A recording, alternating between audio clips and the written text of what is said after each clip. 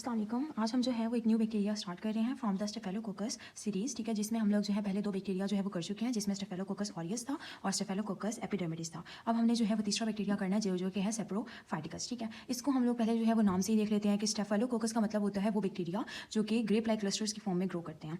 उसके बाद हमारे पास आ जाता है इसका मेन जो नाम है, इसको हम सेप्रोफाइटिकस इसलिए कहते हैं बिकॉज सेप्रोफाइट्स जो हम लोग FSC में या उससे पहले जो है हम पढ़ चुके हैं कि सेप्रोफाइट्स जो है वो ऑर्गेनिजम्स होते हैं जो बेसिकली डेड ऑर्गेनिक मैटर के ऊपर ग्रो कर सके। जो मैटर होता है वो ऑर्गेनिक होना चाहिए, शुड बी नेचुरल। तो हमारे पास वो बैक्टीरिया जो कि बेसिकली डेड ऑर्गेनिक मैटर, या अगर हम इसको स्पेसिफाई कर लें कि जो हमारे पास कंटेमिनेटेड मीट के ऊपर या फ्लैश के ऊपर ग्रो करते हैं, उनको हम लोग सेप्रोफाइटिकस कहते हैं, ठीक है।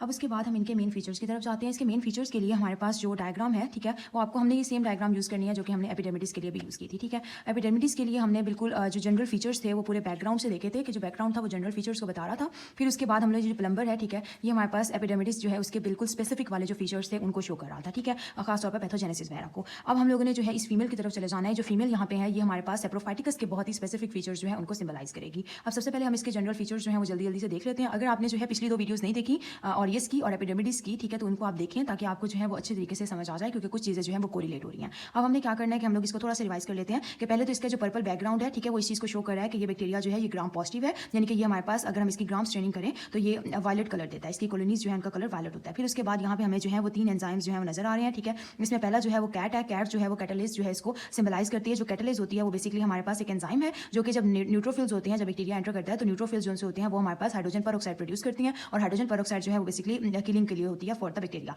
लेकिन क्या होता है कि ये हमारे पास ये बैक्टीरिया जो होती हैं सेप्रोफाइटिकस या बाकी जितने भी स्टेफेलोकोकस बैक्टीरिया होते हैं, ये उनका फीचर होता है कि वो हमारे पास कैटलेज एंजाइम प्रोड्यूस करती हैं जो कि हाइड्रोजन पेरोक्साइड को वाटर और ऑक्सीजन में कन्वर्ट करके इसको न्यूट्रलाइज कर देता है। तो इस तरीके से हमारे पास इसी को हम इन बैक्टीरिया का विरुलेंस फैक्टर भी कहते हैं कि इसी के थ्रू अपनी पैथोजेनिसिटी जो है वो कॉज करते हैं। दूसरा एंजाइम यूरिएज है। तो ये हमारे पास इन बैक्टीरिया का बहुत स्पेशल फीचर होता है, इन दो बैक्टीरिया का ही, कि ये हमारे पास जो है एंजाइम प्रोड्यूस करते हैं जो कि यूरिया को अमोनिया में कन्वर्ट कर देता है, ठीक है। तो इस तरीके से हमारे पास ये यूरिएज एंजाइम भी इसके लिए हो गया। और तीसरा जो है वो कोएगुलेज है। हमने ऑरियस में देखा था कि कोएगुलेज पॉजिटिव था, ठीक है, लेकिन यहाँ हमारे पास ये दोनों बैक्टीरिया जो है ये हमारे पास कोएगुलेज के लिए नेगेटिव होती हैं, यानी कि ये ब्लड की कोएगुलेशन नहीं कॉज करते।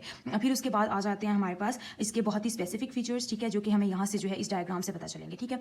अब इनको हम लोग थोड़ा सा पढ़ते हैं कि जिसमें स्टेफेलोकोकस जो है इसमें हमारे पास सबसे पहले मोड ऑफ ट्रांसमिशन की तरफ जाते हैं कि ये हमारे पास किस तरह से ट्रांसमिट होता है। तो हमें यहाँ पे जो है वो एक यंग फीमेल या यंग वुमेन नजर आ रही है, ठीक है। तो हमने याद रखना है कि बैक्टीरिया जो है ये यंग फीमेल के अंदर ज्यादा कॉमन होता है, ठीक है। और यंग वुमेन में इनका ट्रांसमिशन किसके थ्रू होता है, ये basically mucosa of the genital tract के थ्रू जो है वो इसकी ट्रांसमिट किया जाता है। उसके बाद हमारे पास जो है ये अपने जेनिटल ट्रैक्ट जो है वो नीचे होते हैं, ठीक है। तो जेनिटल ट्रैक्ट से जो है ये स्टार्ट होता है, ठीक है। फिर उसके बाद ऊपर की तरफ असेंड करता है, जिसमें सबसे पहले हमारे पास यूरिनरी ट्रैक्ट्स आ जाते हैं, फिर यूरिटर वेयर आ जाता है। तो इस तरीके से हमारे पास इसका ट्रांसमिशन जो है वो mucosa of the genital tract से असेंड करता है टुवर्ड्स द ब्लैडर। इस तरह से हमारे पास इसका जो ट्रांसमिशन है वो यूटीआई जो है वो भी कॉज कर सकता है, जो कि हम लोग पैथोजेनेसिस में देखेंगे। तो इसका जो मेन फीचर होता है वो ये होता है कि यूरिनरी ट्रैक्ट इन्फेक्शंस, यूटीआईज जिसको हम कहते हैं, ये वो कॉज करता है, ठीक है। अब ये यूटीआईज जो है वो भी बहुत स्पेसिफिक फीमेल में कॉज करेगा। एक तो वो फीमेल जो होनी चाहिए, they should be sexually active, ठीक है, उन्हें सेक्सुअली एक्टिव होना चाहिए, एंड उनका जो है हमारे पास they should have had sexual intercourse within 24 hours previously, ठीक है, यानी कि उन्होंने हमारे पास 24 आवर्स प्रीवियसली में सेक्सुअल इंटरकोर्स किया। और इस तरह से हमारे पास उन्हीं फीमेल के अंदर जो सेक्सुअली एक्टिव होंगी उनमें यूटीआईज जो है वो बहुत कॉमन होते हैं।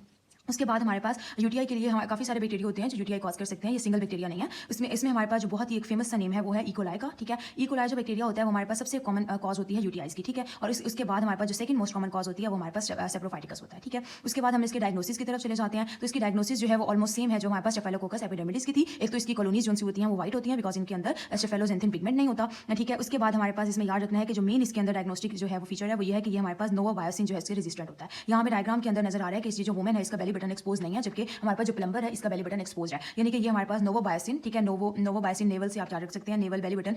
जो हमारे पास नोवाबायोसिन जो होता है ये हमारे पास नोवाबायोसिन के लिए जो है सेंसिटिव है, ठीक है, एपिडर्मिडिस। और जो हमारे पास सेप्रोफाइटिकस है ये इसके लिए रेजिस्टेंट है, ठीक है। तो इस तरीके से हम लोग इसको लैब में डायग्नोस कर सकते हैं। अब उसके बाद इसकी ट्रीटमेंट है। इसकी ट्रीटमेंट के लिए हम लोग जो एंटीबायोटिक देते हैं वो हमारे पास एक तो ट्राइमेथोप्रिम होती है, ठीक है, और उसके साथ हम लोग जो है और इसको हम लोग जो है वो क्विनोलिन भी कहते हैं, ठीक है। ये हमारे पास क्विनोलिन जो है वो हम इसकी ट्रीटमेंट के लिए देते हैं। और क्विनोलिन्स में भी सबसे इंपॉर्टेंट जो हमारे पास इसके लिए ड्रग होती है वो होती है सिप्रोफ्लोक्सासिन, ठीक है। हमेशा यूरिनरी ट्रैक्ट इन्फेक्शन या अगर हमारे पास कोई भी बैक्टीरियल इन्फेक्शन हुआ है ऑफ द जीआईटी ट्रैक्ट, तो उनके अंदर हमारे पास बहुत ही एक कॉमन और फेमस एंटीबायोटिक होती है सिप्रोफ्लोक्सासिन, और वही हम लोग देते हैं, ठीक है। यहाँ के लिए भी हमारे पास ड्रग ऑफ चॉइस वही है। तो इस तरीके से हमारे पास सेप्रोफाइटिकस हो गया। आप सेप्रोफाइटिकस को थोड़ा सा डायग्राम से देखें तो एक तो आपको सेक्सुअली एक्टिव फीमेल नजर आ रही है, उसके अलावा हमारे पास यहाँ पे जो है इसका बेली बटन एक्सपोज नहीं है, तो इसका मतलब ये नोवाबायोसिन जो है उससे रेजिस्टेंट है। और तीसरा हमें इसके हाथ में जो एक ग्लास नजर आ रहा है, ठीक है, उसके अंदर येलो फ्लूइड है।